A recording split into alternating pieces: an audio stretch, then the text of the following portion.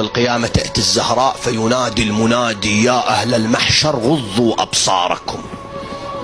غضوا، دنقوا يا أخي، لا حد يباوع، حتى بخيالك لا تباوع، مو بس بعينك. غضوا أبصاركم فإن فاطمة بنت محمد تريد أن تجوز إلى الجنة، تريد تروح للجنة. فالناس تدنق تغض أبصارها. الزهراء تجتاز الصفوف، يقولوا لها: اذهبي يا بنت رسول الله إلى الجنة. ما تروح، تبقى واقفة. فيقول لها الله: يا فاطمة لم لا تذهبي؟ تقول له: ربي عندي طلب، عندي طلب. قلها: قولي يا فاطمة، قولي. تقول له: أريد أشفع الشيعتي، ما أرضى طب أحد للجنة.